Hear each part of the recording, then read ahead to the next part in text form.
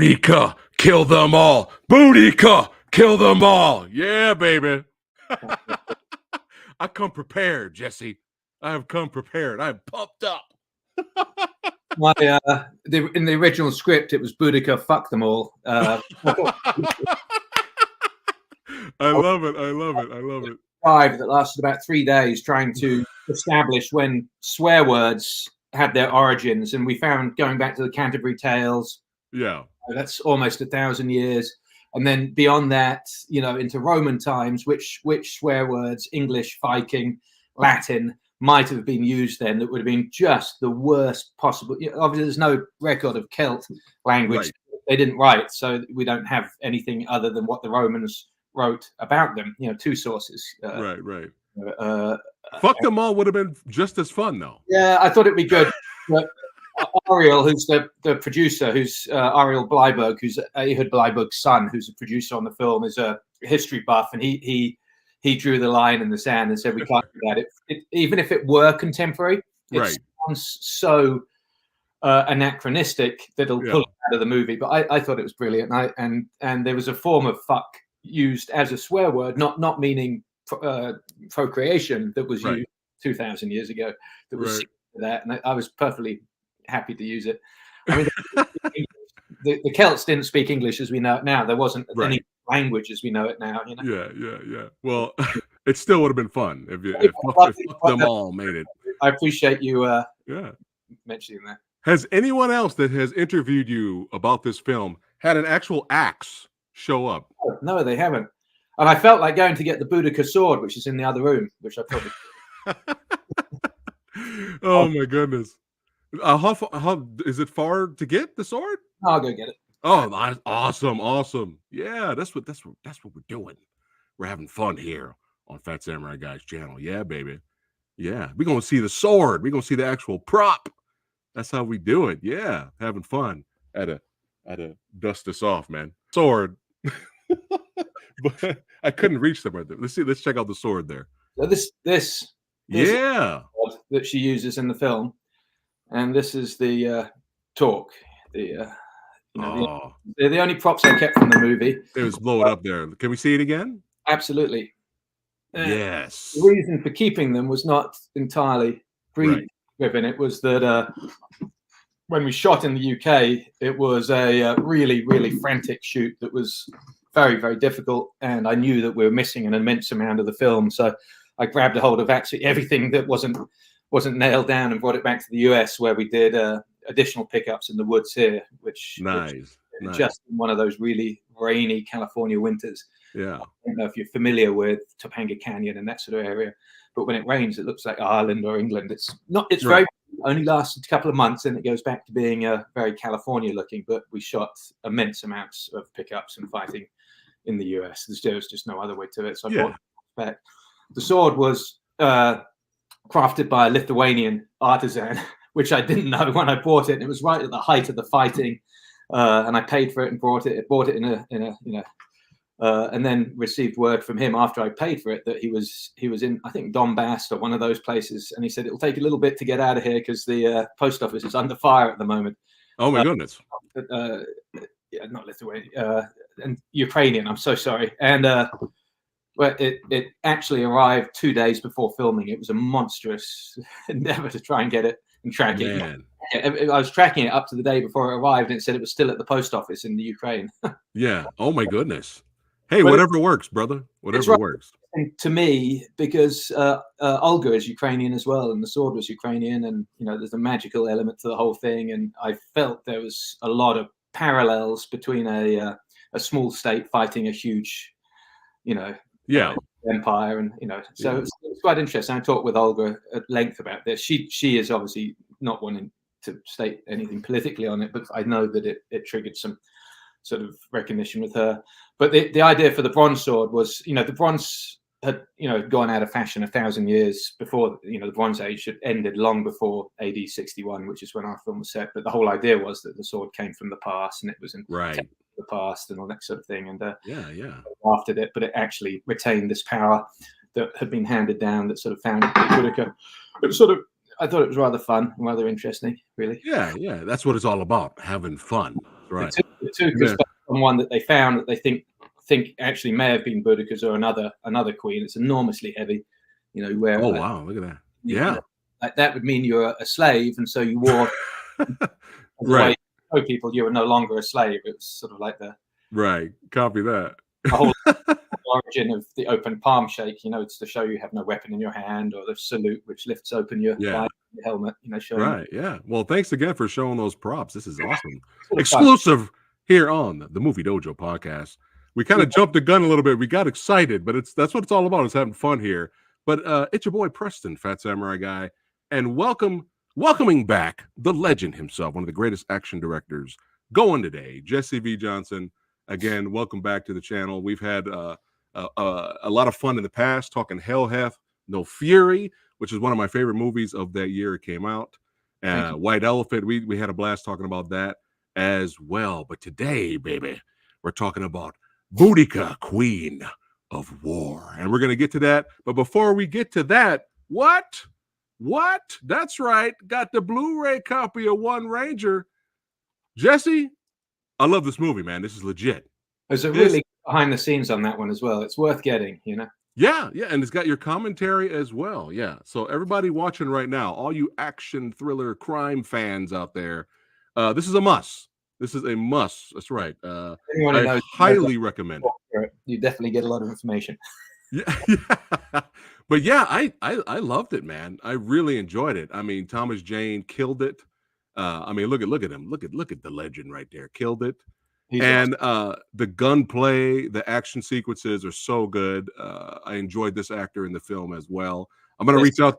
He's tremendous. He's a walking tank, but he's awesome as an actor. He's very careful, very sensitive of the portrayal he's putting across, which is surprising because he's such a big, hefty-looking dude. Yes. Very sensitive, and he's very careful with his dialogue and wants to make the character as good as he can. I really enjoyed working with him. I'm going to work with him again, trying to find something for him. Nice. Yeah, I'm going to reach out to him in the future. I would love to talk movies on the show. And Dean did a great job playing the antagonist. Superstar, man. He's going to be fantastic. It just needs the right material, right director. Yeah. Get out and do it. There's something about him that reeks of old Hollywood, great classic pictures from the 60s and 70s. It's not a merit-based business, and we got all these good-looking, sweet kids, boys that are the sweetest, lovely fellas. And Dean's the real thing. He was a bare-knuckle fighter. He was a skateboarder. He's a very, very skilled actor. Takes it very, very seriously. Really, really understands the craft and wants to make it good. And he's the real thing. I hope that lightning strikes and somehow the moons align and he gets what he deserves. Hopefully, I'm involved in it. I'd love to be involved in it, but for sure, beyond my own personal, ambitions, I hope he makes it because he's just really good to work with. And I've known him a long time, and I've watched him. I watched him in Warrior, the TV show. Have you seen him on that? Oh, he's so good in Warrior. Yeah, brilliant. Steals the show. I mean, and everyone's good on that. And just very good. His brother's a very talented director as well, and the two of them are poised to take over the town. And I hope they do. I really, really hope they do. Oh, for sure. Dean. When I talk about him, I always bring up a film that not that many people have seen and know about. A film called Corbin Nash. Have you seen that? It's like a smaller, low budget vampire action movie, and he was great in that. Passion project, and I remember them going through it. They'd call me occasionally if they needed something. I don't think I helped out at all as much. They managed it all. They had it all in control. But anyone who goes out there and does it, as far as I'm concerned, deserves some respect. It's the same in the fight game. Everyone talks about fighting and how they do that, and how they do that, and why does. But the guys that have actually been in the ring, that's something else. Those guys are, and the same with making movies. Everyone wants to talk about it, but until you've done it and pulled it off and sold it and made a business of it, or attempted to, you don't really understand it. And those have, and my hat is off to them. I think they're great. Oh yeah, for sure. Hey, maybe you can direct them in Corbin Nash 2. Let's go. There we go. Let's go. Do you ever think about doing like an action horror film in the future? I'm not especially drawn to it. I saw J.J. Perry, who's a friend of mine. I saw the film he did with Jamie Foxx. Shift. Yeah. It was so good, and I don't think I'd be able to do anything nearly as good as that. And it's like I have my area where I like to live. I love John Lord, Bud Boudica, Howard Hawks, man, those movies. And I want to, the way I see it, these pictures with that kind of message brought to the forefront, but with bigger action, more interesting, effects, and but basically adherent to a particular kind of core mythology is where I see my passion. That's what brought me to movies. Nice. And that's where I want to be. And to branch off suddenly and do something that's so fantasy based, like a horror film or a science fiction film, I've done them, and it didn't work out. And I sat looking in the mirror after, going, why couldn't I do it? And I'm a good director, but why couldn't I pull this off the way I wanted? And I realized you have to, those genres deserve directors who love the material. My daughter is my daughter is a film director. She's making horror movies, and she lives in that genre. She loves these movies. She knows everything about it. Everyone's in them. She knows the color that the blood should be. She's working at the moment as an effects artist. She did the Lord of the Rings TV show. Worked on that in the effects department. Wow. And so she's absolutely thorough in everything to do with that genre. And she's the kind of person that should be directing horror movies. For me to go there, it would be a paycheck, and that's the wrong. It takes too much effort and too much work to make a film. You've got to be emotionally invested. Right. No, that makes total sense. Gotta have that passion for that certain type of genre, right? Yeah, I've done paycheck gigs, and you look at them, and you're like, why did I do that? And they follow you around. We won't mention them. Well, I'm loving the background you got there. Is that the good and the bad and the ugly poster you got on the left there? On the left is the 1971 reissue of The Good, the Bad, and the Ugly, which is the year I was born, which is why I like that one particularly, because it's one of my favorites. That's an original. And the one immediately behind me is that Lee Marvin. Yeah, that's the Italian full-size poster from the first release of Point Blank, which is a John Borman film, which I absolutely adore and love. Wow, it's funny because me and director Billy Hansen, we're actually going to be reviewing that soon. So it's kind of funny. That's awesome. You got a poster in the back. I love that film so much. If you watch The Debt Collectors Part 2, which is a tiny little film I did with Scott Adkins and Louis Mandylor, the bad guy in that is called Mal Reese, and it's a girl, but in actual fact, John Vernon's character in Point Blank is Mal Reese. I just couldn't help it. It's such a cool name. He's so humble. Tiny little film. We love Debt Collectors too. We love both of them.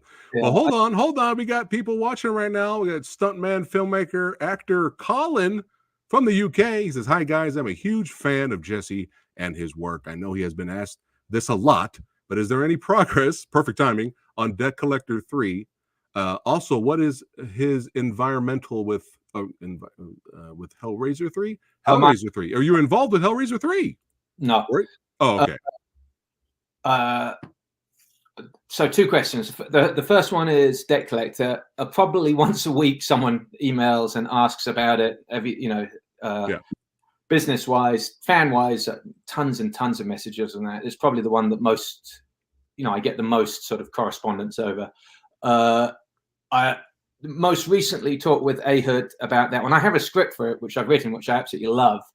And we talked about it, but the situation has changed so dramatically from when I was making the first film to where I am now. I know it doesn't seem a vast amount of time, but my budgets have quadrupled. Scott's budgets have doubled.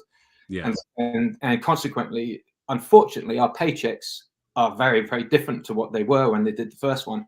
And unfortunately, Ehud only wants to spend what he spent on the first one and the second one to do the third one, which makes sense, except that no longer, Scott and I's fee eats up that entire budget. Gotcha. So it's a problematic situation. We could lower it, but in this business, if you lower your fee, it is instantly the following day broadcast to everyone that is potentially going to employ you that your fee is now dropped.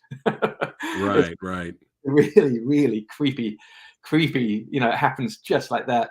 And so as much as I'd like to do it, trying to figure out a financial way of doing it at this point. I mean, we could bring in big name actors and put them as the Johns, but they're not going to do it. They don't want to work on a little film, simply they know exactly what's going on.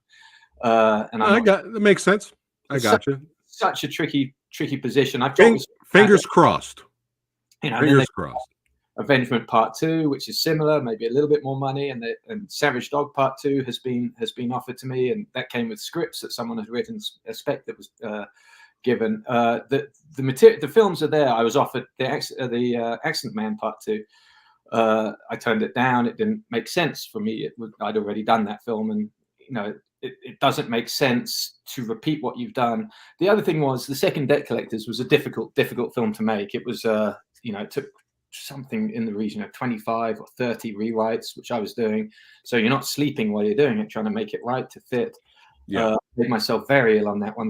My stunt coordinator had to take me and take me to hospital because they had collapsed, and it was terribly embarrassing. And they had to put saline in me and all that kind of stuff. Oh my goodness! To make a little film is very, very difficult. You take on an awful lot of responsibility as the director and the writer. You're doing props. I was filming in my house and filming on the street outside my house. Everything, the guns were all from my personal armory, blank movie armory, and it becomes very, very stressful. It's not a fun endeavor. And then you're wondering if the film's going to be any good or not. And so it's tricky. I love low budget films. For the sort of sheer adventure and exhilaration of doing it all.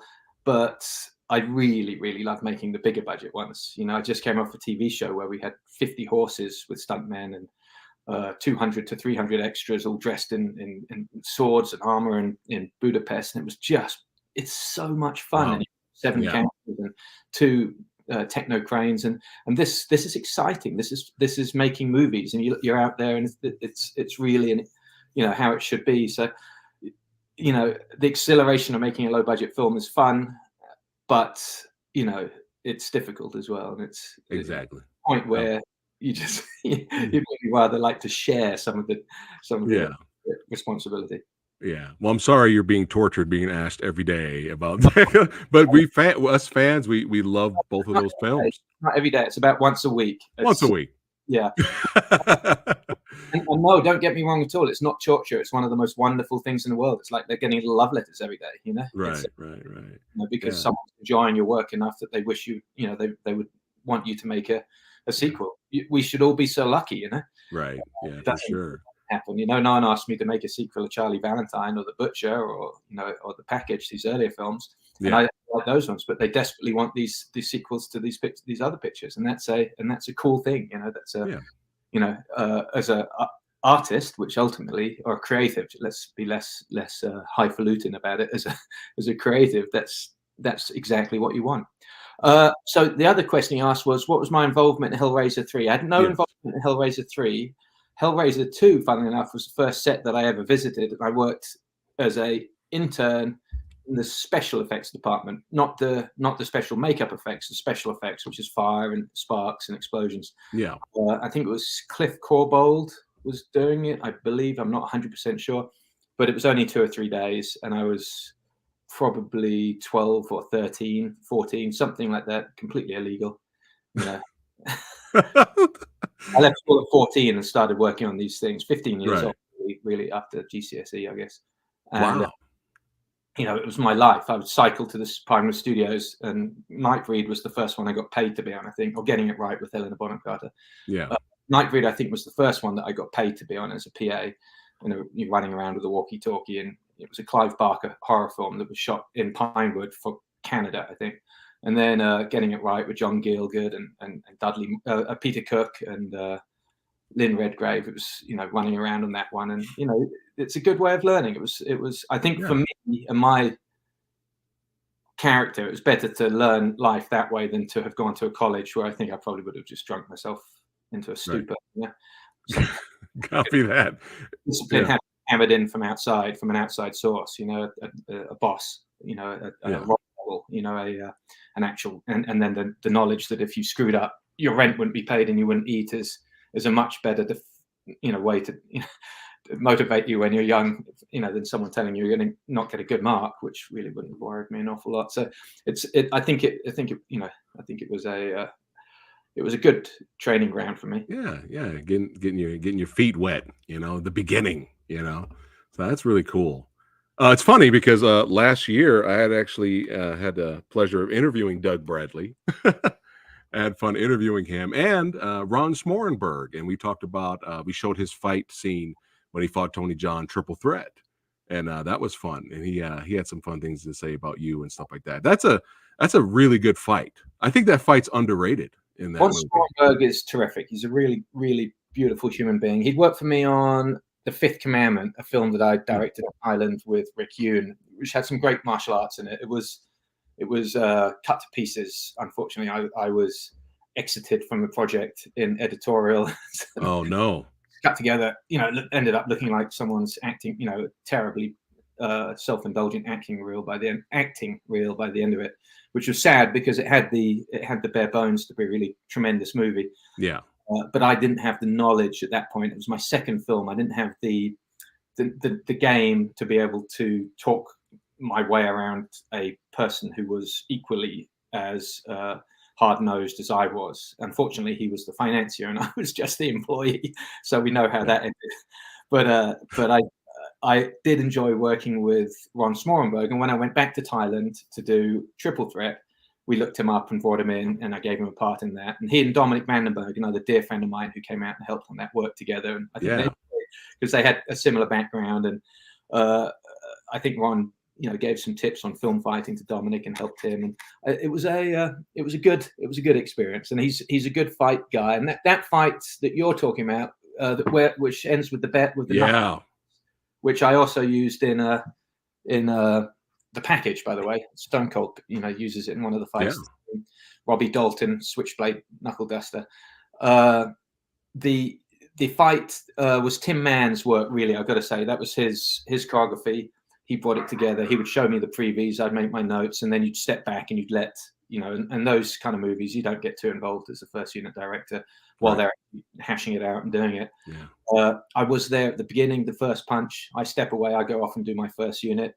Tim would take over. He'd do the fight all the way through to the last punch when I'd kind of drift back, and then I'd pick the scene up from the last punch. I got in and I was watching the end of the fight, and I just remember Ron saying to Tony Jaa, because they couldn't get the kick to the thigh to look like a hit. It kept looking like a miss. And I heard Ron say, "Tony, just go ahead and kick me." And before any of us could sort of step in and say, "No," and Tony kicked him. And I don't know if you know much about Tony Jaa, but he's a freight train. He's a little guy with intense power from those kicks. He's legit. Yeah. Ron dropped and was out for good, and it was a hospital visit, if I remember correctly. He was on a stretcher. Yeah. That was the end of the day. He was out of there. But we'd had that already in the fight at the beginning. He fought a guy called Frankenstein, and his name's Frankie, which is his Thai nickname. They all have nicknames so that the Farangs, us Westerners, can remember their names. And this big guy's name was Frankie because he was enormous. And it was the same deal, and they were doing a fight, and he'd said in Thai, "Just go ahead and kick me." But again, it was during filming. Of course, they'd done 3 takes. The cameras are rolling, and at that point, the people were like, "No!" Yeah, and Tony did the kick, and the guy dropped, and it was a hospital visit. To fully understand it, you have to kind of see it. It doesn't, I try to capture it as much as possible in film, but it's a whirlwind coming towards you, and you feel the noise from these kicks as the leg extends and the inside of the leg hits the inside of the pant leg, and it actually sounds like wood against wood. It's a very strange thing. I talked to Scott about it because he did the final fight, and he took me aside and said, "Good God, I have literally never fought anyone that's as intimidating as Tony Jaa, from UFC fighters to real hard cases to gangsters to stuntmen." It's an interesting thing. He's quite when he walks on set, the set sort of hushes and goes slightly quiet. So he's there, and he moves almost in slow motion until you start rolling the cameras. I would love to work with him again, and Eco as well. The two of them, I found absolutely amazing to work with. I on Triple Threat, I'd shot probably 4 or 5 days worth of a backstory to Eco's character. As a Muslim, because I talked to him while he was rehearsing, and he written me a beautiful letter saying, "I won't be able to rehearse today because it's Ramadan, and so I'm off." And I didn't realize it was I hadn't put it together that he was a practicing Muslim. And so I worked that into his character, and he had a wife, and he had a situation, a whole backstory, and we shot it. And it was some of the most beautiful stuff I've shot. And then the distributor saw it and said, no, this is going to a Chinese audience and they don't want that in there. They don't like it. We're going to have to reshoot it and take it out. And it was really heartbreaking, but it was just the first of many things to do with Triple Threat, and the post-production heartbreaking. That was a brutal experience. But yeah, no. So I would really want the opportunity to shoot with Eco and Tony again. Both of them loved it. But yeah, Ron is wonderful. Ron's a good guy. I'm glad. Nice things, nice memories. Yeah, he's great. He's been killing it lately with, you know, in Mayhem and other films. He's been doing so good. But yeah, y'all, everybody watching right now, spread the word. Iko Uwais, Tony Jaa, Jesse V. Johnson. Let's go. Let's get the band back together, baby. Let's go. Let's do one more round. There you go. I just named your movie. One more round. I love it. Yeah. And if you do, you know, if hopefully, fingers crossed, we get a Debt Collectors 3, you still got to use my idea. I don't know if you remember my idea, having the fake movie trailer before the actual movie starts of Louis Mandylor's ninja film. Yeah, we have to shoot that. That would be perfect. You got to do it. He's amazing. He just seems to be getting fitter and healthier and younger looking as he ages. It's crazy. I don't know how he does it. This format where he's jumping around, shooting and kicking and fighting. Like, God, the guy's a machine. Yeah, he is. But again, for Triple Threat, shout out to Tim Mann. And earlier, you know, mentioning Mr. Dominique Vandenberg's name. Shout out to Dominique. It was a pleasure interviewing him a while back. But he's also in Boudica, Queen of War. And it was awesome. Every time I see him pop up, I'm like, yeah, there he is. All right. When Dominique appears on screen, you know shit's about to go down. His death scene in this film either. Unfortunately, second unit went off and shot it, and I didn't like what they did. I wanted him to have the most epic death scene.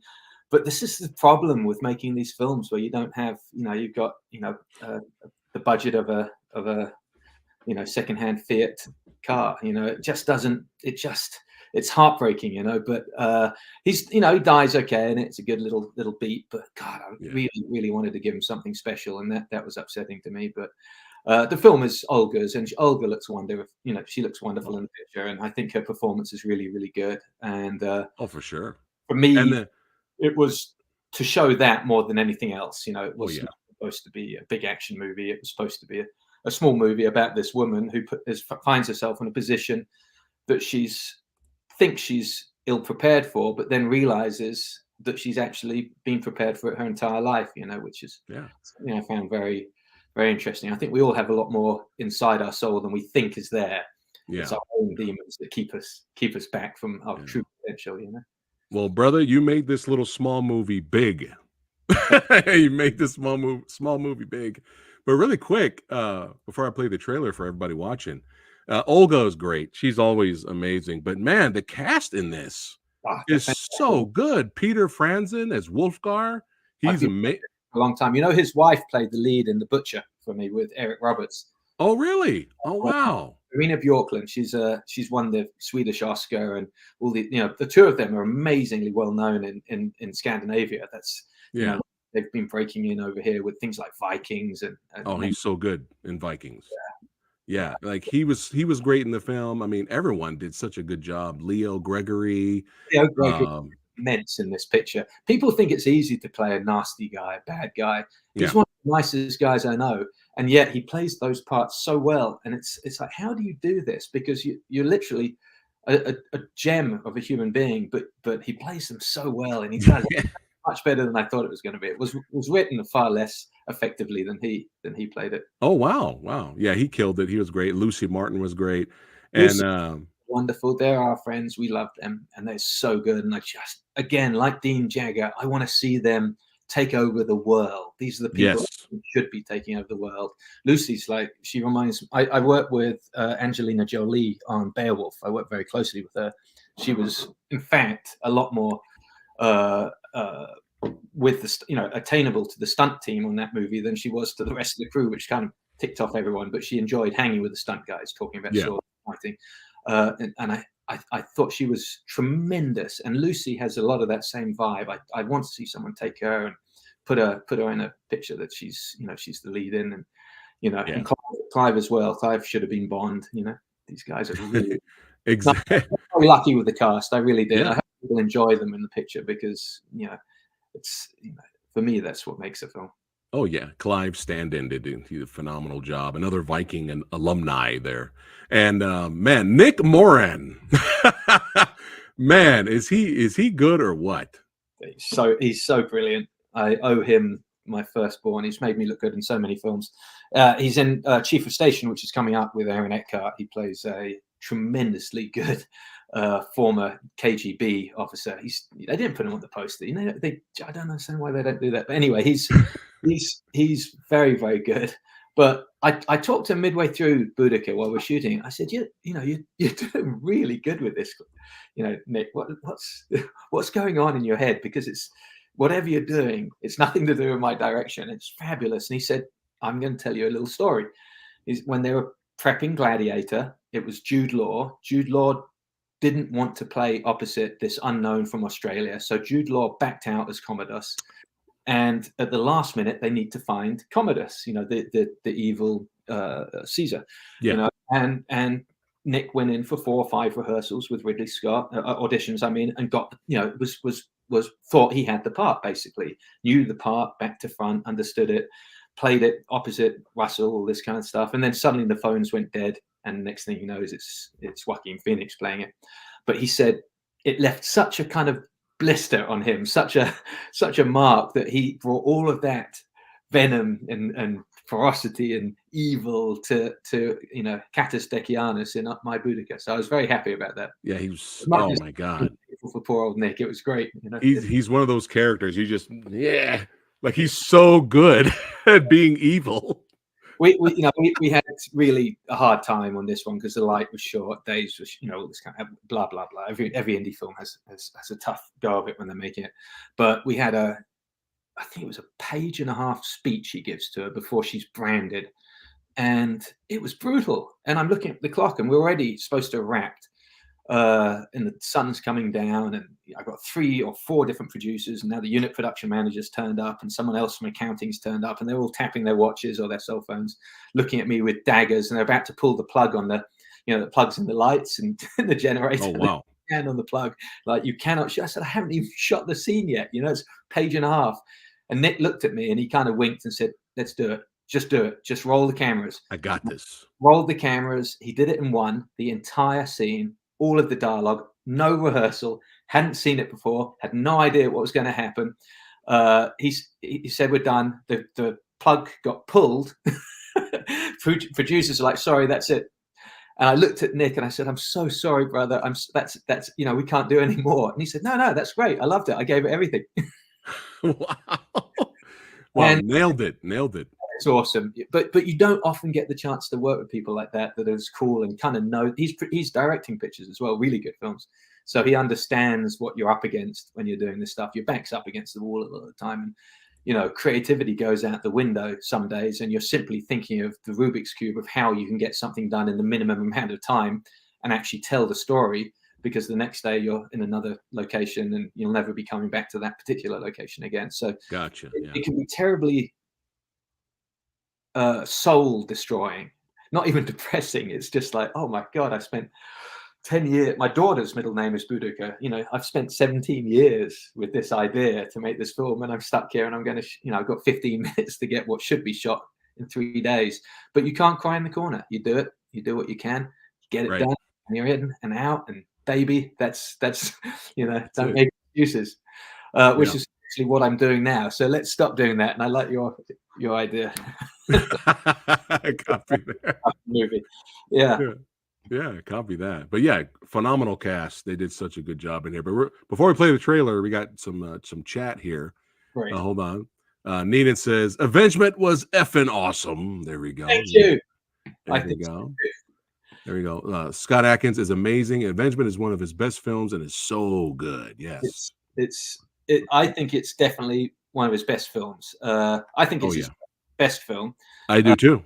Very, very good. And he's terrific in everything he does. I think the Boudica pictures, he's astounding. What he does in those is incredible. I think he's very good in the Debt Collector's pictures. I liked him a lot as Mike Fallon in Avengement, in Accident Man. I thought he did that was a truly interesting and original character. Mm-hmm. think there was, he's more than shown he's capable of being the lead in a huge movie, and I think someone needs to do that soon. And hopefully AJ Perry or Chad Stahelski are one of those guys. They give him a team, he gets to play the lead and he becomes a household name, and that's the end of him having to do low budget. Come on, Scott, Boudica 5, let's go.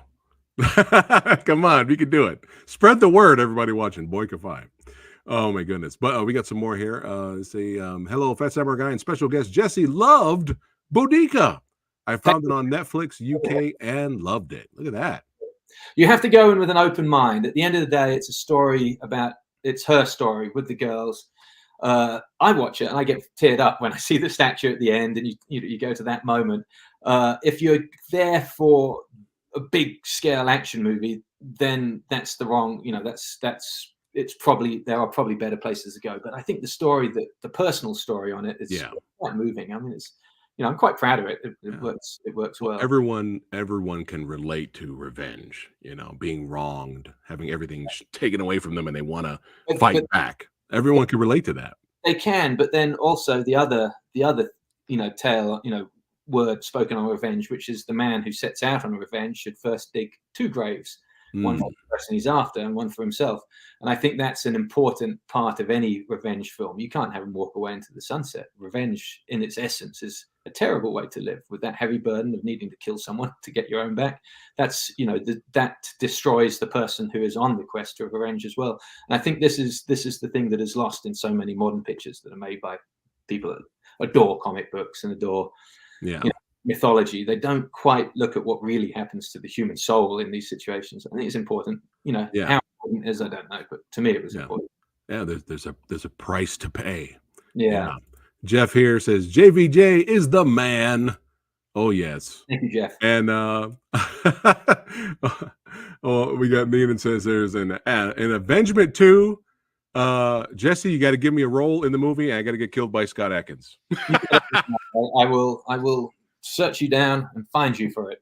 Yes. Scott's pretty tough to do fight scenes with. If you're not used to it, we had a few people come in begging to be in fight scenes with him, and it's you're into the furnace when you do that. I think Mike Fury came down, who's a movie writer, wonderful human being, publicist, and he had done some martial arts and wanted to be in this fight scene. And boy, oh boy, he had a trial by fire on that one. I watched it. I felt bad about it. I wanted to step in and say, if you want, you can leave, but just make it quick. I run out. He just breaks my neck. Done. That's it. And he would know, as I would know, if we went back and did an Avengement 2, it would have to raise the ante. You wouldn't repeat ourselves. It would have to be twice as violent and twice as I love it. And you got me excited already. Good. Let's go. Let's do it for sure. But let me go here. The package was really good. There we go. Thank you, Colin. Fan of the package. I still remember watching Pit Fighter back in the day. Probably the first, along with Special Forces, that I saw Scott Adkins. Yes. Jeff says, how can Jesse? Go ahead, Jesse. Very nice thing to say, Jeff. Thank you. Really good cinematography. I'm very lucky. Jonathan Hall is fantastic, and then Simon in the UK was very good on One Ranger. I've been very lucky. I was making Pit Fighter, and I think we had 12 days to make that or something. And Isaac Florentine, who's a friend of mine, said, "You got to take a look at this kid, Scott Adkins." And he was in town at the time, no green card, no work permit. I said, "Oh, come on down, play a part." I wrote that part for him. He came to Universal Studios. We were filming on the back lot, which a lot of you, if you don't know, Universal Studios give it away almost free because they're desperate to have films there when the tram comes around, which we've learned about. It's fun, but you have the tram coming by every 40 minutes with people taking photos. But Scott came out and he did that part. It was a lot of dialogue, and I knew I'd work with him again at some point, but it was a precipitous introduction. Oh yeah. Neenan says, will there be a German dub of Boudica soon, maybe in the future?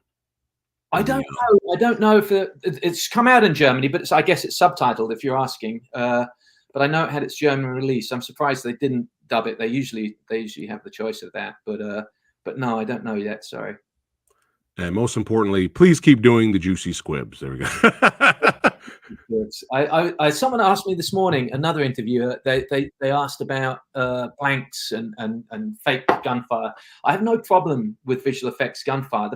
My problem, because they do it so beautifully now, it's very realistic. The gun can shake and the muzzle flash makes sparks and the shell comes out. The problem is not the pyrotechnic for me. The problem is the actor's reaction. And most actors, when they shoot the rubber guns or the soft air guns, they don't react in the same way that you would if a real gun were going off in the hand. And the audience who's watching that film is watching the actor for the reaction instinctively, even if they can't put their thumb on what it is that they're looking at, and it doesn't look quite right, and they know something's not quite right, and now they're taken out of the picture. So my problem, as I say, is not with the fakery of it. I use the fakes all the time when a flash doesn't go off as big as we want it to, or for some reason the shutter cuts it out and you get the shell case but no flash. I'll put a fake one in because they look fantastic.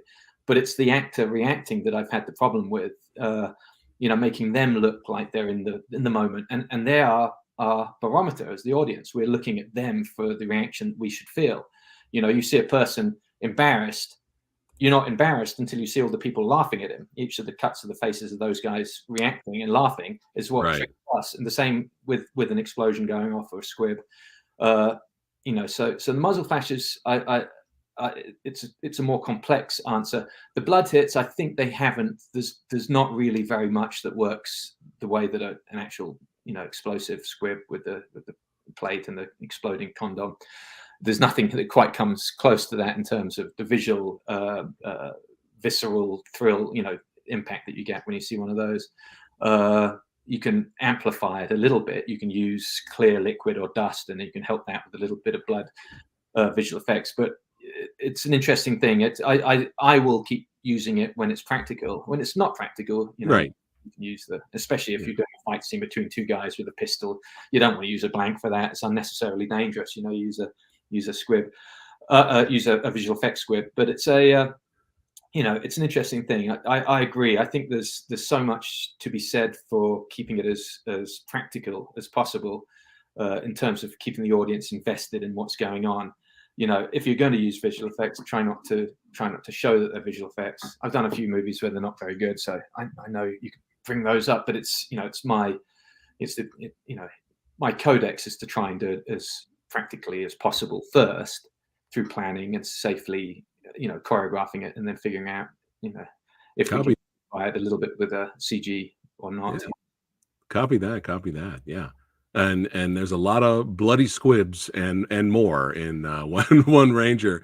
I loved Thomas Jane's fight in the kitchen in that apartment complex. That was a great fight. Good? Wasn't that good? That was Dan Stiles, who's a very quietly spoken English stunt coordinator, who put that together, and I think he did a tremendous job of that. Really, really hard hits. Yeah, and then Rob Polgar, who's my American DP, second unit DP, who came to England, flew himself out to England to work on that one with me, who shot that with Dan. They did a tremendous job. I love it. I really found it really interesting. It was obviously all scripted, and we did the previews and we talked it through. But when they shot that, I shot the first punch, and I'm off doing first unit. I come back as he picks up the bloody knocked out guy and puts him in the boxes. So that was I was really excited by that when I saw that. I love the eye being popped and a little bit of blood spraying on the wall. Gross. I thought it was great. We worked very, very hard on the sound effects on that one as well. It was that was quite a few days in the sound place. And in Boudica we used a lot of blood as well. And I hopefully that made it through to the English version. And the various different versions. I know they cut it out for they spent a long time cutting all of the violence out for the airplane version, and I purposely wanted nothing to do with that. I wanted not to have any culpability, so if anyone asked, I could say I had nothing to do with it. That was the producers, because for me it just doesn't. The Boudica story doesn't work without the blood flowing. Yeah. And there's rivers of blood in Boudica. Satisfied my I need that gore, man. In the 1950s, you saw people sword fight, and then they'd hit the one guy, it would go into his arm, and he'd fall down with a groan, and Errol Flynn would carry on fighting. And that's just not what a sword fight is. It's a horrible, horrible, horrible experience. Yeah. you've held a sword and looked at it, you've got to hit the other person hard enough to stop him moving. And a big, strong man takes a lot of, you can't, it's very difficult to aim for the heart. You've got to hit him a bunch of times, and there's blood flowing everywhere. I watch stuff of guys being hit with axes and swords in various different third world countries. I mean, it's really, really brutal. And I wanted people to feel, it was ugly and nasty and not pleasant. Well, this is not John Wick flipping a guy on his back and hitting him 3 times and quickly shooting him while looking the other way. This is an ugly, ugly, ugly business, Yeah. Really horrific. There's no martial arts to it. You can't martial art a guy that's running at you 17 miles an hour swinging a poleaxe. That's that goes out the window. Now you're just trying to spike him. It's, I wanted to show that. I'll do it again. I'm going to do another one that goes back. We have a great script that. Oh, nice piece. I'm a little burnt out at the moment because I went straight from Boudica to the Pendragon cycle, which is 5 months of swords and armor and sort of horses. Yeah, right. Now I'm going into the desert with a present day detective piece, but I will come back to sword and. Where can we watch that series? I think it's just Daily Wire. I'm not entirely sure. That will be probably later. I gotta check that out. Yeah. It was a best-selling series of novels that I read, and I read the script, and it was a very compelling script. There was no politics in it or anything like that. It was just a very, very compelling story. That nice. I had been in Spain on a picture that had fallen through, and I'd been there 9 weeks, and I got a call saying, can you come to Budapest and talk about directing a TV show? I said I can actually be there in 4 hours, which is pretty awesome. You don't get Neenan says Boudica, it does have a German dub, so they're good. They're good. Very good. Very good. Nice. And one last thing, I wanted to talk about One Ranger, and I don't know if anyone else out there who reviewed the film mentioned this, but I wanted to mention it here. Is y'all know I love action. Okay, I'm here for the action. I'm here for the excitement, and I got that in this movie. However, one of the most positive things that stood out to me was our leads' relationship and how they played off of each other. And usually let's be honest, a lot of modern day action movies or superhero or flicks, when you bring in the young buck, the young buck always shits on the old buck the whole movie. And the young buck is always like great at everything and perfect at everything. And they just shit on the legacy characters. And you see that a lot with the recent action films. And what I loved about this movie is you didn't get that. They both had mutual respect for each other, both of these characters, and they both were there for each other. Both actors had great chemistry.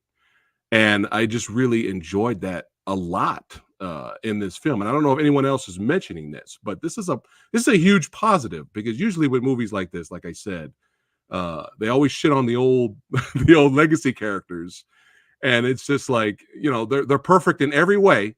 They're perfect in every way. There's no flaws, which isn't the case. And you showed that both characters have a past, both characters have flaws, but they work together for the common good. And we need more movies like that. So she was great, wasn't she, Dominic? She's so house. I really, really dug working with her. I called her for chief of station, but she was playing the lead on something already, some action film. So I'm going to work with her again. She has serious cojones. She's in there and just enormously talented. We had so many props from this, and everyone thinks they can be an actor. Everyone secretly somewhere in their soul thinks I can do that. It's really easy. I just talk in front of the camera. But I did stuff with her where she had a gun, a pair of handcuffs, a knife, just an enormous amount of hand props that she had to sort out whilst doing dialogue.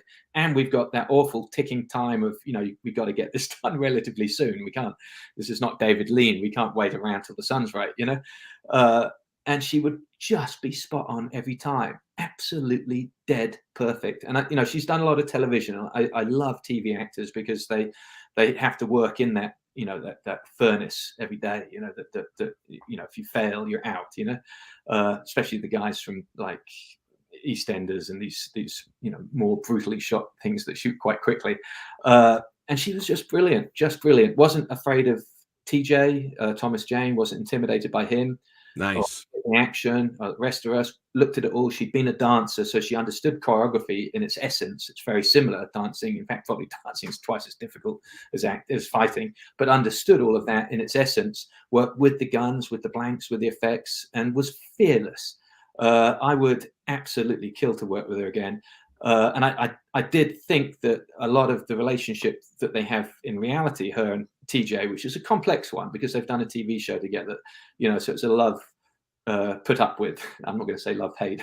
It's a love, put up with kind of thing. And she brought that to this character, and I thought it worked very well. I would have spent a lot more time on it had I had more time in the schedule. Really, really milked it because I too thought it was exciting. So I'm glad you noticed that. Thank you, Preston. It's what I do. It's what I do. But yeah, love their relationship. The characters, they work so well together, and that's what it's all about, working together. But now let's go ahead. We're going back in time. We're putting the guns down, baby. And now let's go ahead and talk about Boudica, Queen of War.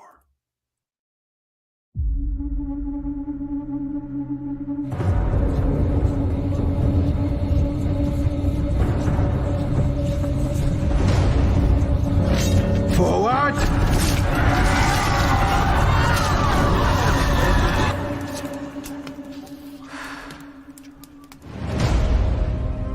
Tell me, what does it mean? Boudica was a queen, a goddess, and some believe she will come again to free us from the Romans. They believe that a woman warrior will somehow be their salvation. They must not find their savior.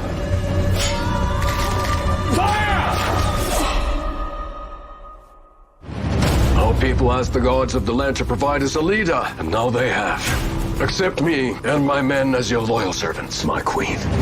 Rome will not recognize you as queen. Stand down!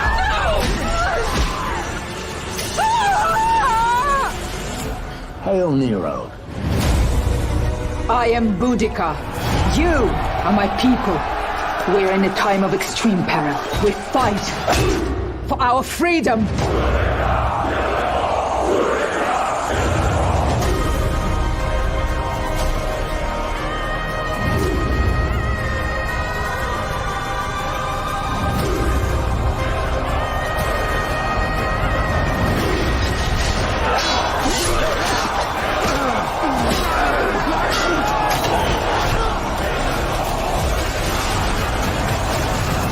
Your will will be, my queen.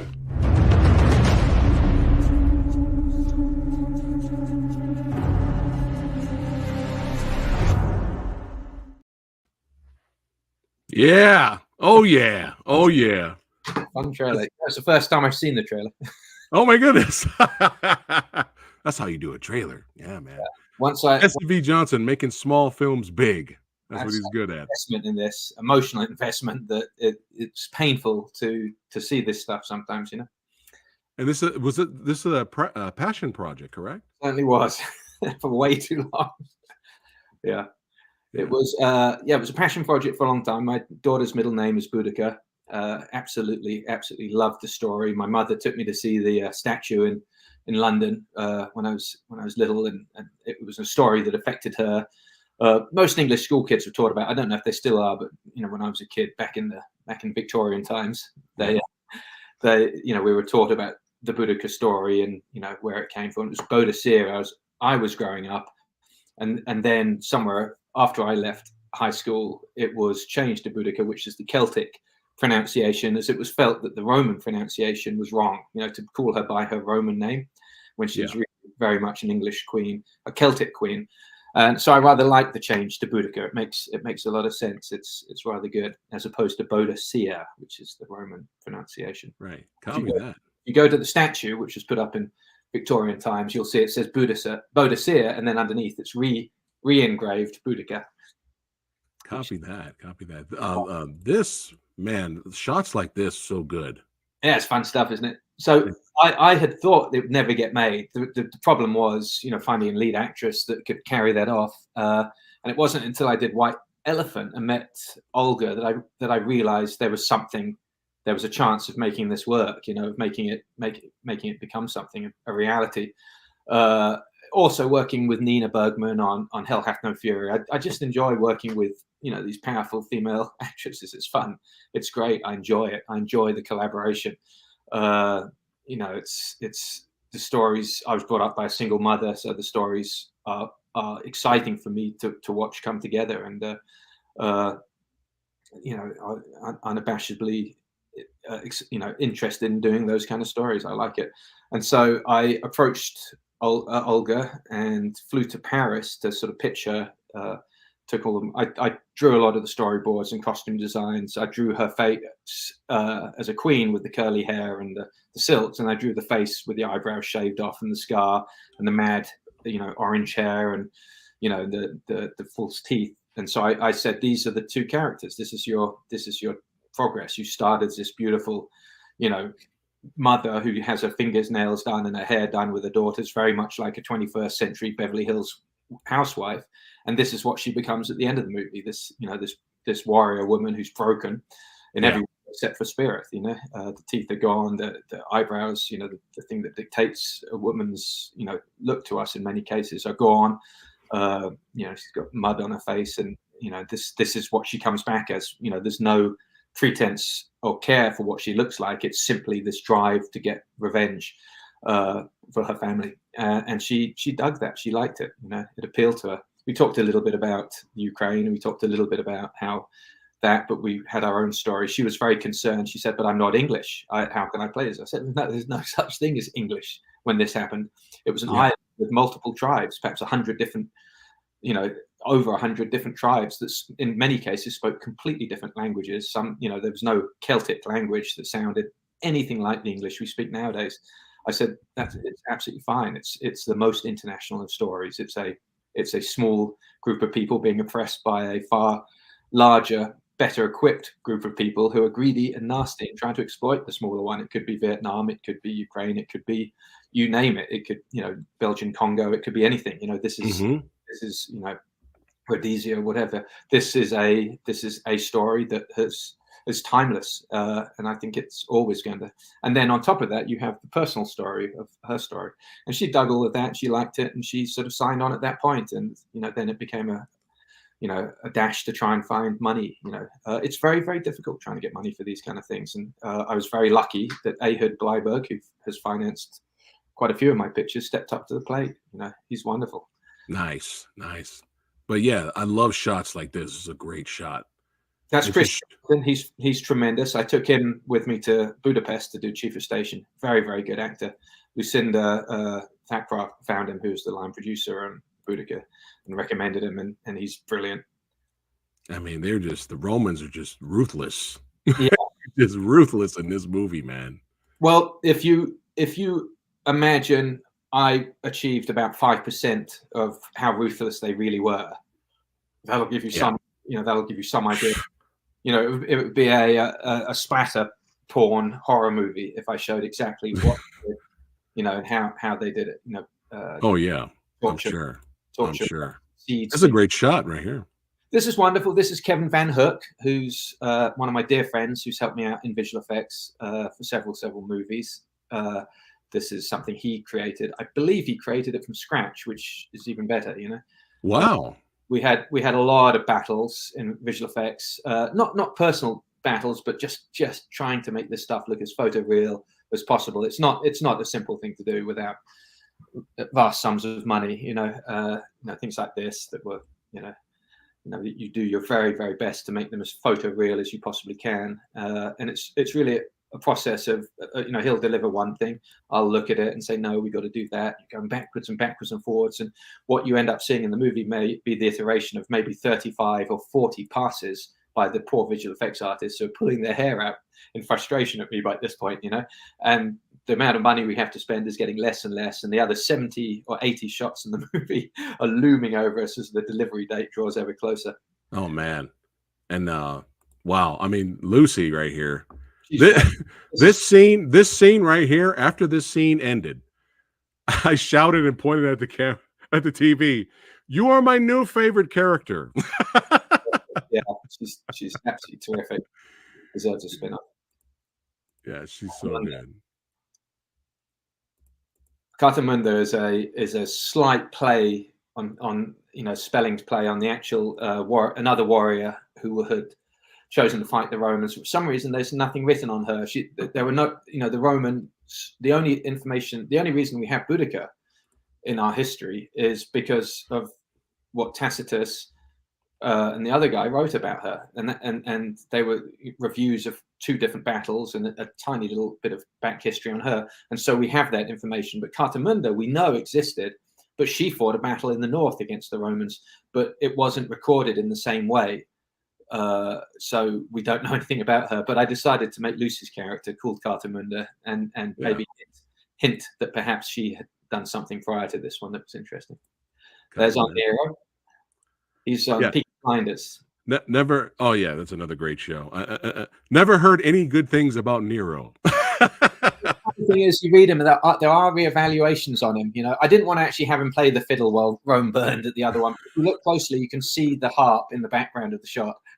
Oh, all right. I see what you did there. Nice.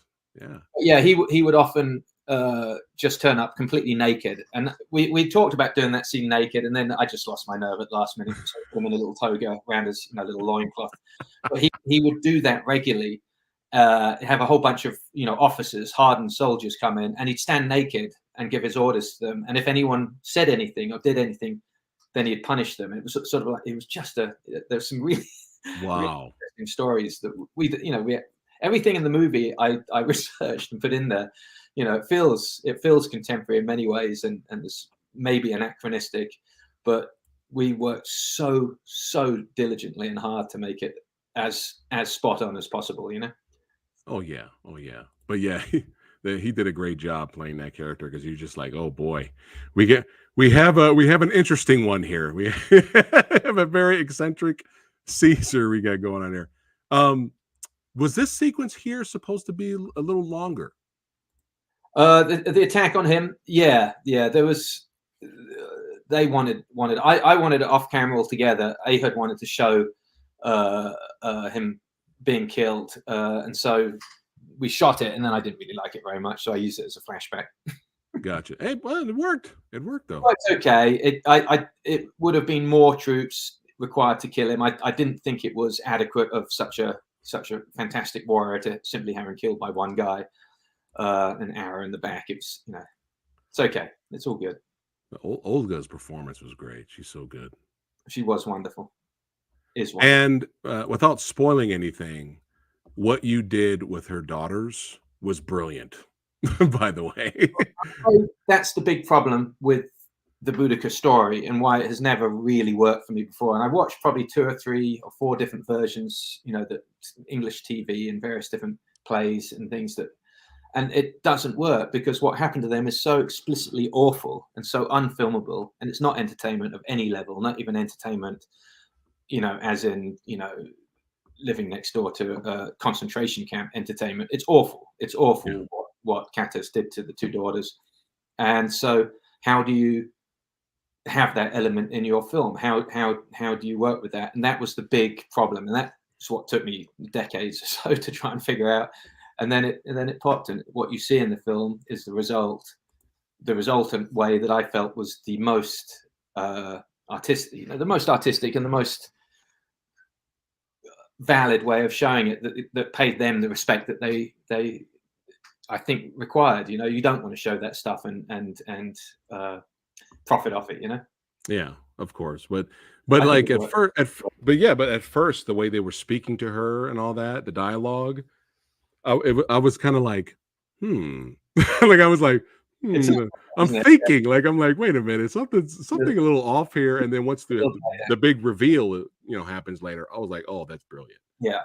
That's it's brilliant. I think there's a lot to be said for things like Jaws, where the monster is kept off screen until the very end, because the audience watching will imagine what it looks like, and that's fun to do. And in this case, the crime that was committed and what happened, the audience is given time for it to sort of settle, and when it is finally revealed what has happened, it's a far less of a shock and less horrific than it should have been, but in many ways it's more profound. I hope that's how it comes across.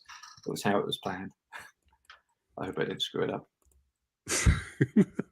No, like I said, I thought it was brilliant. This man, he's so good. He's so good, this actor. Such a wonderful human being as well, both of them. I went down and stayed at their place in France when I did his ADR, which is, he lives in the south of France. They have a little farm there with goats and cows and horses, and it's just beautiful. But the crazy thing was, they live in the town that Hell Hath No Fury was set in. Oh wow!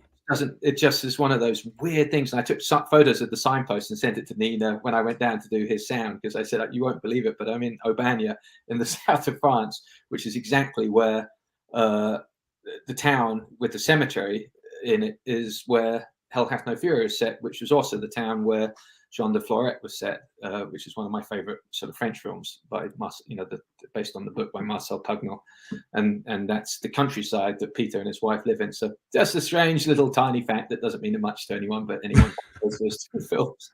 Fun facts with Jesse. Yeah, fun facts. Yeah, Peter's so good. I mean, Peter was stealing every scene he was in Vikings. God, like every scene he was in, he was stealing scenes. But yeah, I would love to. Interview you, sir, in the future for sure. Get him on the show. I'm sure he'd love to do it. Yeah, but yeah, so good. I mean, it's just so heartbreaking already having to deal with losing her husband, and now she's forced. Kind of like, well, you're queen now. You got to do it. And then what happens next is just like, here he is. These woods were interesting. These are on the grounds of a school friend of mine's farm in Suffolk, and it was literally the last place we could find to film. I was staying with him when we were prepping the film because, of course, it's low budget. They didn't have enough money for a hotel, so they're like, "Do you have any friends?" So, funny enough, I've got an old school friend who has a farm, outside of Ipswich. Nice. I stayed at his house. He's got this big woods on it, and he said, "Well, you can film here if you can't find anything else." And after weeks of scouting, trying to find somewhere, I drove to North Wales. I drove all over England trying to find places that were close enough to, various different logistical issues, not the least of which is getting people put up for the night and getting them all out there. We finally shot the majority of it at his farm.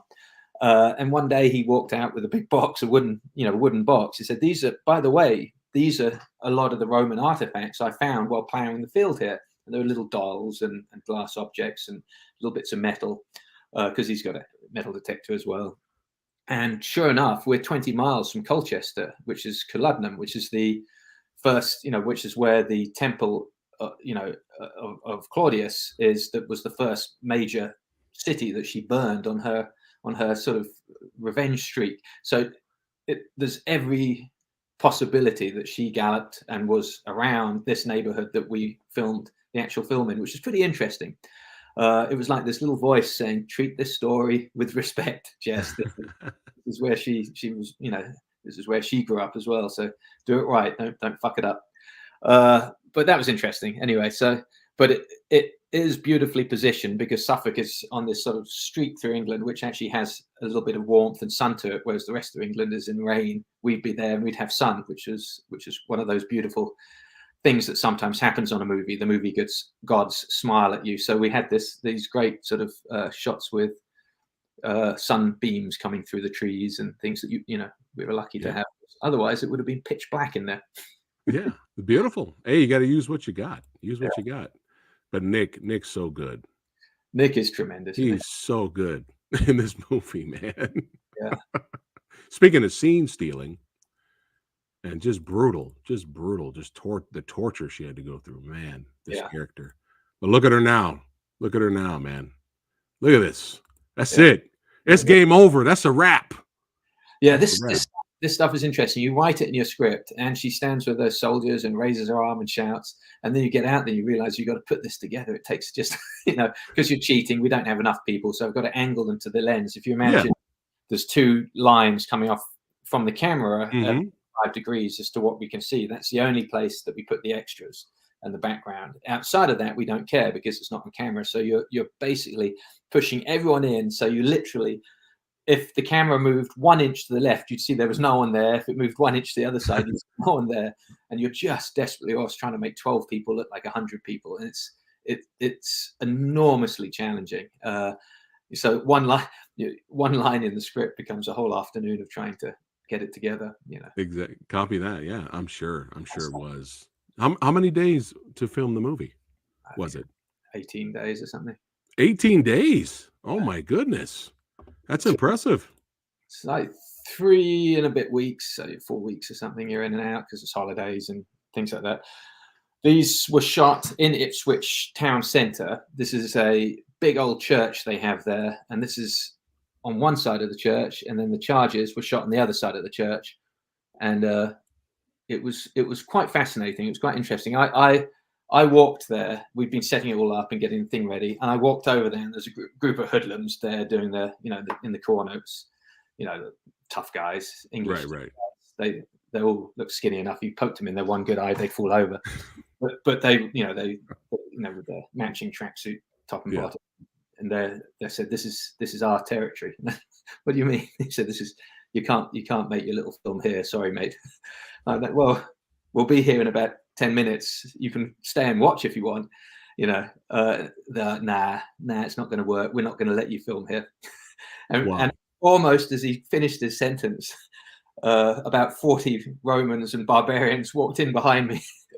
And then the police following them, and then the crew following them. And it was quite an amusing moment seeing these guys' expressions as they shrank into the nearest shadow that they could find. The funny thing was, one of them came back. He had a yellow tracksuit, and I recognized him. He stayed the entire night till about 2 a.m. And he came to me, almost crying in the morning. He said, "This is the most amazing thing I've ever seen in my life. This is absolutely wonderful. Do you mind if I stay in touch with you? Because I just want to be," which was quite a transfer from being a heavy that was trying to stop me from coming into his dope smoking area. Wow, that's amazing. That's amazing. Hey, you never know, Jesse. You may have inspired a future filmmaker. If I do, that's a wonderful thing, and I hope I do. Yeah. But with a typical Jesse V. Johnson movie, you're gonna get some good action, baby. That's right. Some bloodletting in here. Oh yeah, just brutal. Yeah, that's the one, and I quite like that. It's only a clip of it, so it starts with all the fighting, and the Steadicam pulls back through all the fighting, and then we pick up the severed head, and we follow the severed head back to where the guys are standing by the pedestal there. Right. Quite a fun. I like doing those one-ers. You set them up, and it's quite exciting. Everyone has to work really, really hard to get it. Choreograph it. Yeah. Sort of galvanizes a crew and cast and stunt people, because by this point in the show, I think we're into the 4th week. People were just threadbare. No one had any sleep and haven't eaten properly, and everyone's confused about what kind of film it is they're making. Because they only see their part of it. It's rushed, and they've all got their own dramas going on, as everyone does. And you do a shot like that. You start early in the afternoon because it was going into the night. You spend maybe an hour and a half, 2 hours rehearsing, putting it together. And you see the team sort of come back together again, and everyone enjoys it. Everyone now every single person has the burden of responsibility on them because if anyone screws up, we'll have to redo the one-er again, which includes Olga herself walking in with the severed head. And it's a really fun thing to do those midway, through the shoot like that, just to pull everyone back together again and sort of get the team excited about something. And it was fun to do that. Yeah, it was great. It was a great scene. I mean, that kind of stuff, I love that stuff, especially when Boudica is just walking around with the head, walking around, defeated her enemy, is walking around. At that point, she starts to get a little confused. Or no, she starts to have the seeds of doubt as to what it is that she's doing, because now she's just lopping heads off and killing. And there's a point to which that doesn't make sense to her anymore. She has to re-find herself, Right. And that was important to me, otherwise you're just a one, this is a person who's given birth to children. She's brought them up. It's been in a loving relationship. It's not, to then become a killer overnight. It's not believable. There has to be the shred, there has to be the embers of the humanity that are still there in your soul that question you as to what you're doing. And she's chopped off another head and throws it, and they're laughing about with it and playing games. Come back to her, and she's not quite so sure doing is the right thing. And I think that was important for all of us, that scene. But anyway, it may have gone over people's heads. Maybe people just want to see revenge. I don't know. Well, it's fun. It's nice to have a little question like that here and there. Yeah. The back to the sword here. Did you want to add a little bit of that fantasy element with the sword? Yes, 100%. And I think the reason for that is I believe 100% in fact, in the spirit world and strange things going on. We don't know everything. My career, I don't deserve what I have. I just don't. Stop that, Jesse. No. It's not false modesty.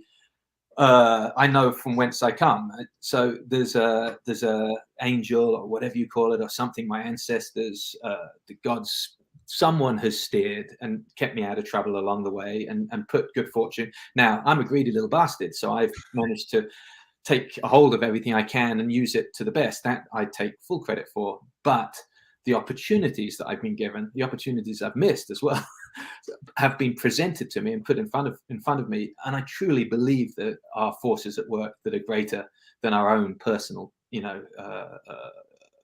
story, and we call it religion now. We call it Christianity or Islam or whatever you'd like to call it. But in those days, those were not. There were other names for it, and that's what they have.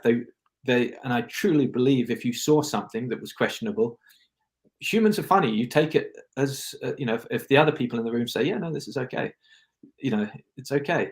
If you think of a cell phone, if you put 4 people or one person in a room with 20 people in there with cell phones, and that person had never seen a cell phone before, and those other 20 people are talking on it perfectly, randomly, and they put it in their back pocket, that one other person is not going to say anything. He's going, "That's an interesting, cool thing. I think I want one of those." He's not going to say, "Oh my God, how did that work? How does it, let me have a look at it. This is amazing," and scream and shout and make a fuss of it. He's just simply going to take it.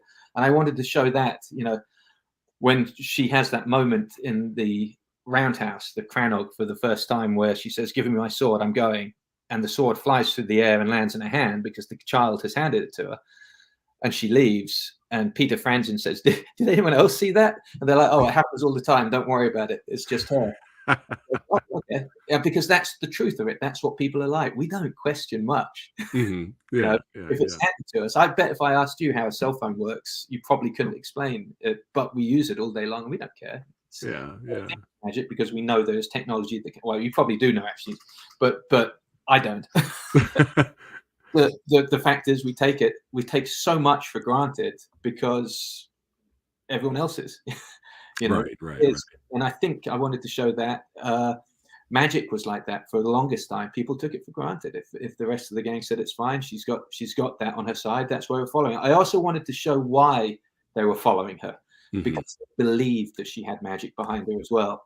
Now, she didn't have magic. It was the ghosts of these 2 kids that were with her, but for everyone else watching, it was magic, now, what do I believe in? What do you believe in? It's up to you to what you take away from the film at the end of the day, But yes, absolutely. The sword in and of itself carries some kind of a vibe, but the magic is in the fact that her belief that her 2 children are still alive manifests itself in a physical reality, And I think, Gotcha.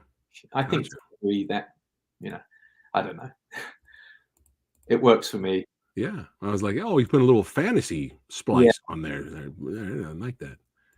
Look, that's a great shot. Let me go back to that. Look at that. Both of them. Look at that. That's what's up. Fun. So the trailer is being towed by a car, and I'm on the roof out of the sunroof of the car, filming backwards. And so, that was the actual chariot that was used in Gladiator. Oh, nice. Owned by Steve Dent, who did ride the horses with that, which is quite fun. So it has a rig on it that can be pulled by 2 horses, or then you take off the rig, you put another rig on it, it goes on the back of a car. So here it's being towed by the car, and we're filming everyone run through the park, which is quite fun to do. It's really, nice. In that moment, you get a taste of it, but. And there's the other side of the church in Ipswich. Same night, by the way. Wow, impressive. That's Santa Clarita, and I'm one of the archers. I love these shots at night. Yeah, John is so good at that, It's like it's haunting. Yeah, he's become a magician. I learned what he could do with smoke on Hell Hath No Fury. We'd never, we were so up against all of that. It was the COVID film, we've talked about it before in detail, but there was a lot of issues with technical aspects and day going.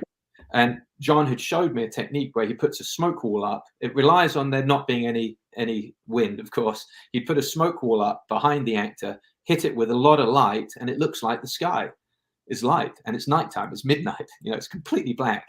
And you film the actor. You can do head and shoulders shots. You can't do wide angles, but you can do close-ups, and it looks almost like daytime, a strange kind of overcast day. And it's saved us so many times. You don't want to do it much, as I say, because it starts to look a little weird and a little sort of stagey. But it's it's magic, and he's able to do that. And we've now done it more times than I care to admit to. But it's a fun technique. But he's smoke. This shot here was very interesting.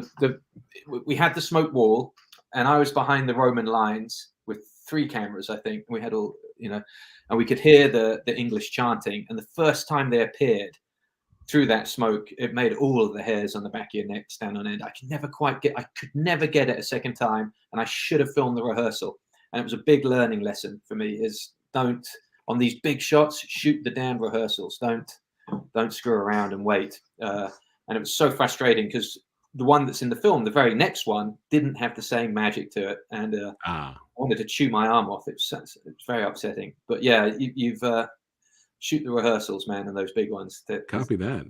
Capture something at that moment that's just so. And since then, I have done, and I've come through a few times where it's been. I've thanked my lucky stars for little moments like this that didn't work.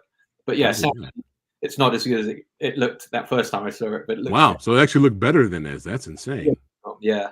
Wow. Look at filmmaking 101 with Jesse V. Johnson. There you go. Yeah. But then the other thing is maybe it just looked good because I'd never seen it before. There you go. Yeah. But yeah, they hit quite hard. The only other time I saw a good hit like that was I did the Battle of Stamford Ferry in Lincoln, the Spielberg film. We had 2 weeks to prep for that. We trained 800 stuntmen extras and special ability extras to fight with bayonets, and we had the Union, who were African American, and we had the Confederates, who were all obviously Caucasian, white guys. And we had a scene. It'd been very difficult to find African American stunt guys that matched Spielberg's list of what he wanted. He wanted skinny afros. No one looks like they should have worked out. And at the time in LA, every single African American stuntman had bald head and looked extraordinarily muscular. And so we couldn't hire anyone. And we went all over the East Coast. There were people from Florida, from Pittsburgh, from Maryland, from, finally got all these guys together that worked for the quota, the description, skinny, afro hair, and, and not looking like they'd worked out, not looking like models, So we put all these guys together and they're all lined up. And I said, you have to charge the Confederate lines. You come down the hill and hit it hard and knock, they're on the edge of the water, try and knock them into the water. They're all linebackers and stunt guys. They're big guys and they're ready for you. Hit them hard, rolling and action. And the first time they ran down, put the brakes on and sort of tapped him. I'm like, guys, what's going on here? We went in and we said, look, this is Lincoln for Steven Spielberg. This is a film that you're going to show your grandchildren. And their grandchildren will say, this is the film that, my grandfather was a stuntman in. Hit hard for no other reason than the fact that you want to show the truth to what this story is and what came before and what came before that. And what, if you're American, what your ancestors went through. Let's do something. And we filmed the next take. We rolled on it with 4 cameras. Oh my God, it was a hit. Yeah, guys, Confederates flying up in the air with Confederate hats flying off and rubber guns going, spinning, pirouetting into the water. Wow. Guys came down and they're like, was that good? I'm like, that was perfect. And you okay, guys? And the stunt guys, of course, the Confederates, like, yeah, that's great. We love this stuff, But it was a really good hit. And we had a really good hit in Boudica that was like that reminded me of that. So that's why I bring that strange anecdote to bear. Nice. Well, yeah, you get some good hits. Yeah. In Boudica for sure. Sometimes you have to dig deep in these guys because they're not actors, they're stuntmen or they're extras. Right. Live a normal life as doing something else, and now they're dressed in a barbarian's outfit charging towards a Roman line. You're like, no, you've got to hit this hard. This is important for my film. You come in here and you make impact, and I see your face, I see the wanton fury of revenge, every single one of you, and you give them a little speech and you see them go, bored kind of guys wondering where the next sandwich or donut is coming from. You can see that little fire in their eyes. It doesn't always last very long, but your job as a director, or in many cases, just assistant director is doing it, is to get that going. Nice. When I first started out, I was hired predominantly for big extra days as an assistant director. Shawshank Redemption, Mr. Holland's Opus, which was a school with 200 people in it, and How to Make an American Quilt, The Birdcage, where we had all the dancers and big crowds. And they bring me in to do these big crowd days, which I really got a kick out of doing. It was fun to work out the mathematics the night before, how we put them through makeup, hair, wardrobe, to have them set by the specific time. You'd have to don wardrobe with the walkie-talkie hidden inside the coat and get in there, and and then keep it creative and keep everyone interested. Try and give everyone a backstory, and it was a beautiful way to learn the craft of directing. So it's fun to do those kind of big. Nice. Yeah, copy that. Learning as you go, improving on your craft, sir, and you're good at what you do, brother. That's why we are fans. That's why we are here talking about your films. More years, I might actually have an idea how to do this. You're just winging it. Fuck it. But yeah, man, I would love to talk to you about movies all day. But this man, that's right, Jesse V. Johnson is an extremely busy man, and we got to let him go. But thank you so much, sir, for coming back on the show, hanging out with your boy Preston. Hopefully, you can have Scott Adkins break my neck in a future movie. For sure. Fingers crossed for Debt Collectors 3. But really quick before we wrap it up, Chief of Station, I mean, I'm excited about this. Aaron Eckhart, Olga's coming back, and we have the amazing Daniel Bernhardt. We got to talk about this in the future, Jesse. When is this supposed to come out? It's really, really good. I was hard on this one. Went to Budapest, worked with a fantastic team, really good producer, Steve Jones. Great. It's wonderful to bring Daniel into the mix, who I adore working with, obviously from Hell Hath No Fury as well. Alex Pettifer, who's an absolute superstar and really, really brilliant, very good in the new Guy Ritchie movie. Olga's very strong in this, but Aaron was the big discovery for me, and I just love him. I want to work with him again. I think we are going to work together again. He is a phenomenal, dedicated, disciplined, hard-nosed, professional. I just love those types. I just love people who love the work. You know what I mean? Yeah. Who enjoy what they're doing, want to do a really good job. There's not all these other distractions. You can see it in their eyes.